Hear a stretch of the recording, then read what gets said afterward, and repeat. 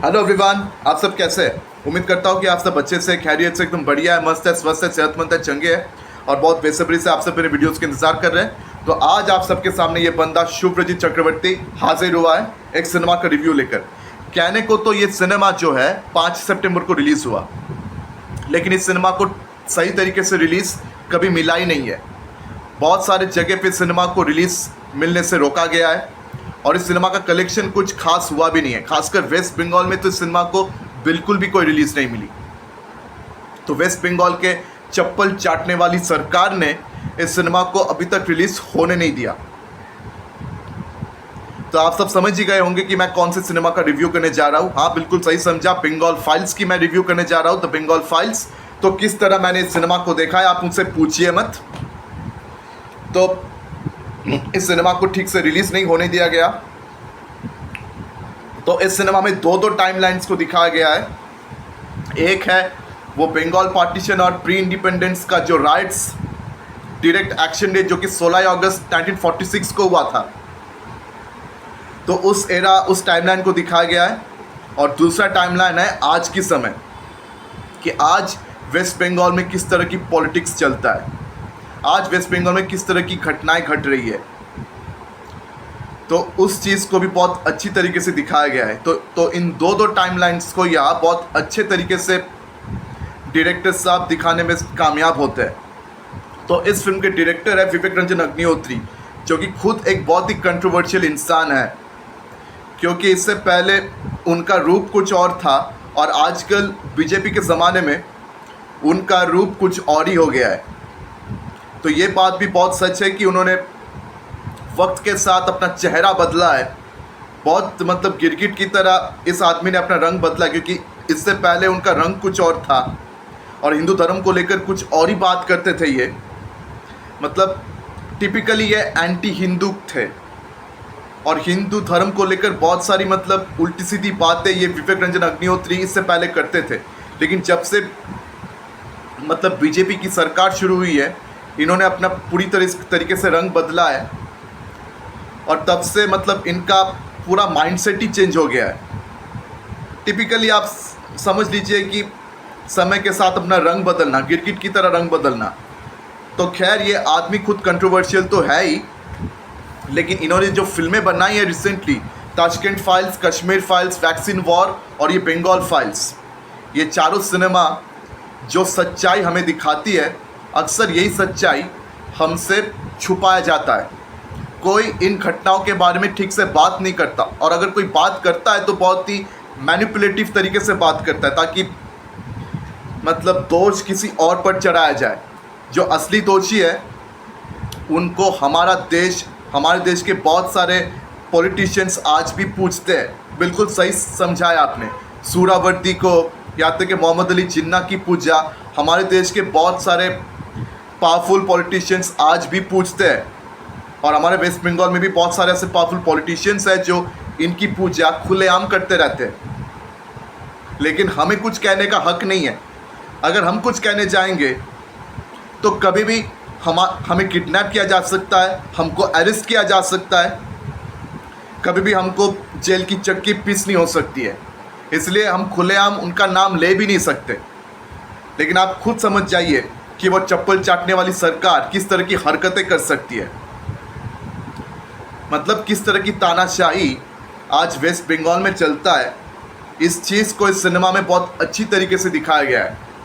लेकिन फिर भी हमारे देश में बाकी लिबरांडूस है जो ये कहते हैं कि नहीं, यहाँ पे कोई हिंदू मुस्लिम का इश्यू है नहीं, वेस्ट बंगाल में तो कोई घटना घटती नहीं है, वेस्ट बंगाल बहुत ही शांत जगह है, बहुत ही पीसफुल जगह है, यहाँ पे ऐसा कुछ नहीं होता, धर्म जात के नाम पर कोई झमेला नहीं होता, कोई धंधा नहीं होता, कोई इलीगल इमिग्रेशन का कोई मामला ही नहीं है। सब लोग झूठ बोलते हैं, ये झूठ बोलते हैं, वो झूठ बोलते हैं। सिर्फ वेस्ट बंगाल की सरकार ही सच बोलती है, सिर्फ वेस्ट बंगाल की पॉलिटिशियंस ही सच बोलते हैं, बाकी सारे पॉलिटिशियंस जो है सब झूठ बोलते हैं। यही हमको बताया जाता है, यही तो लिबरांडू वालों की कहना है।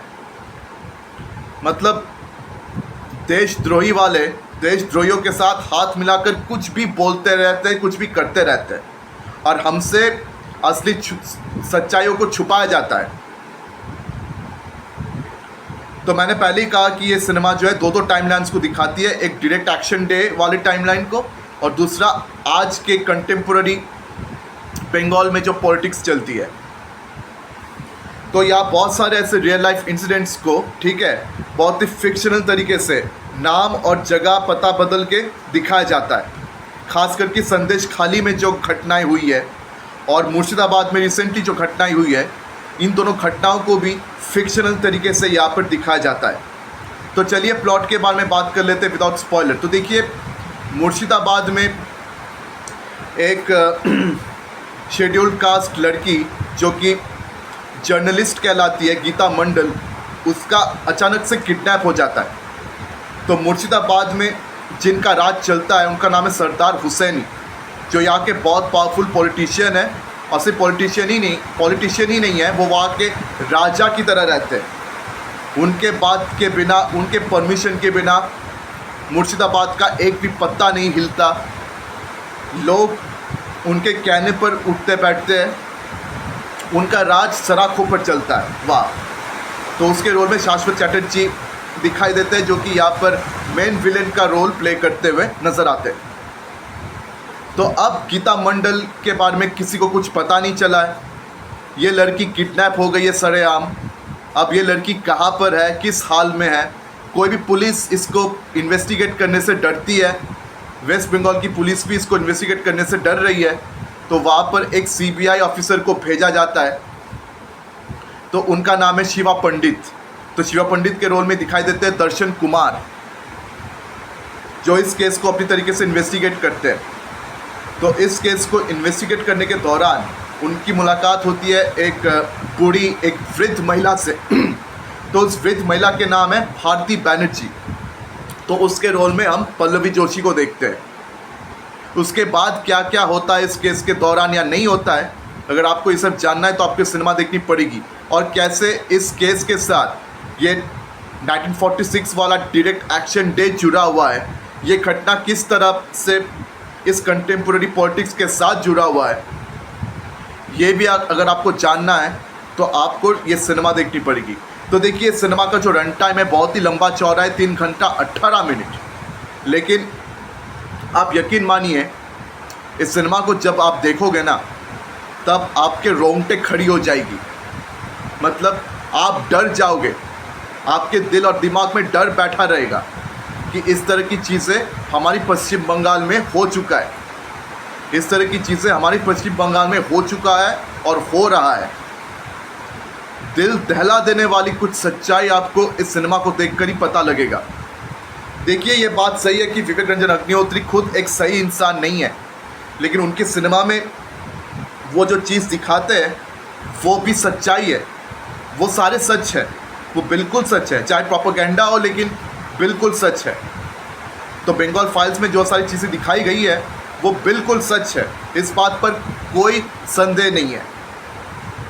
अब बहुत सारे लिबरांडो वाले तो ऐसी बात करेंगे ही कि ऐसी फिल्में नहीं बनना चाहिए, प्रोपेगेंडा फिल्में नहीं बनना चाहिए।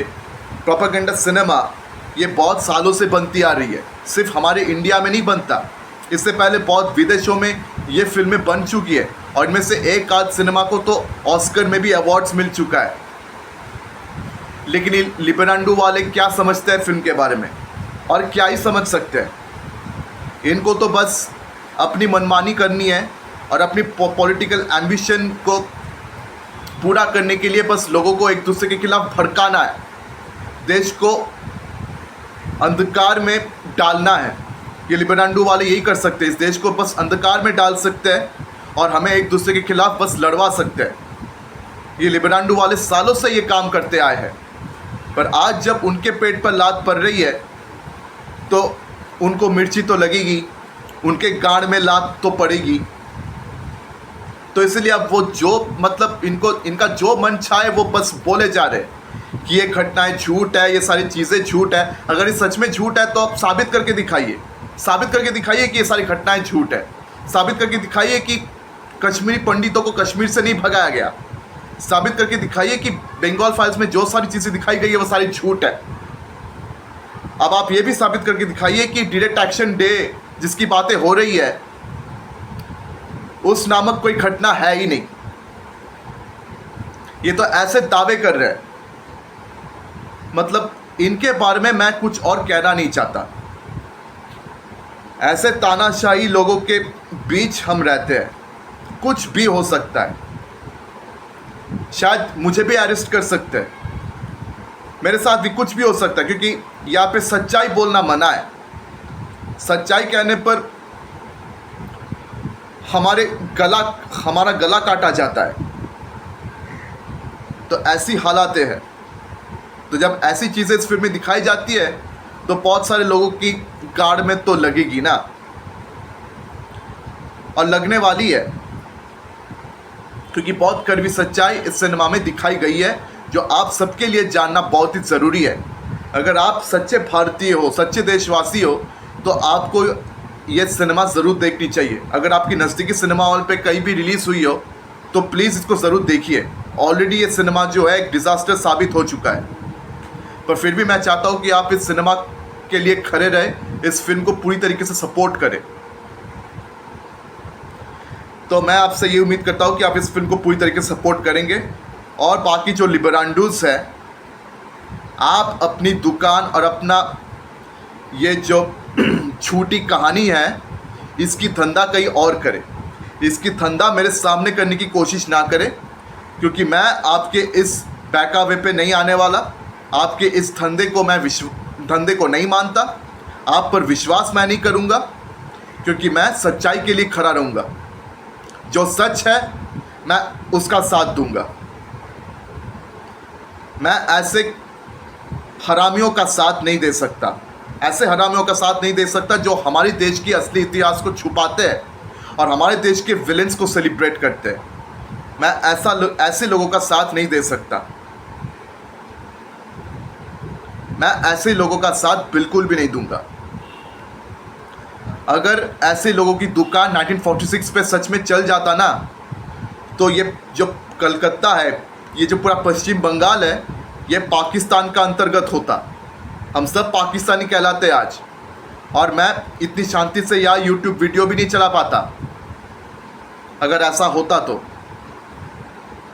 और बहुत सारी बातें मैं वैसे ही ट्रेलर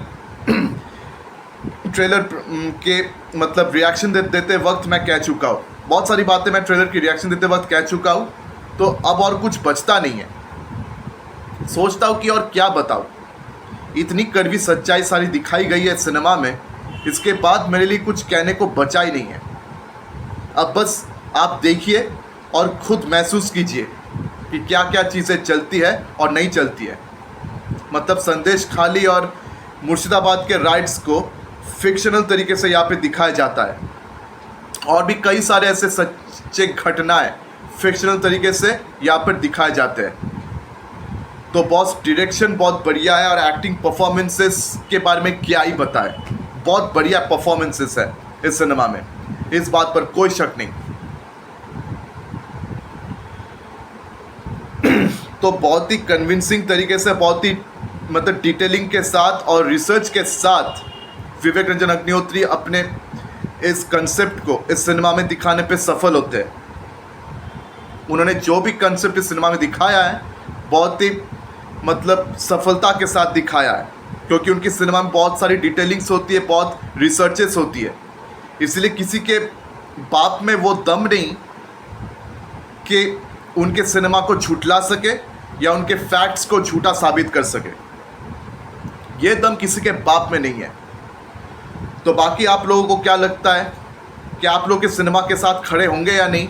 आपका क्या राय है? आप लोग कमेंट सेक्शन में आके मुझे ज़रूर बताएं।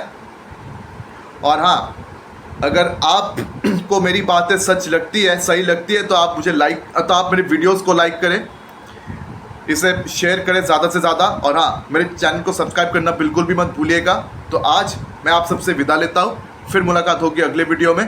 धन्यवाद।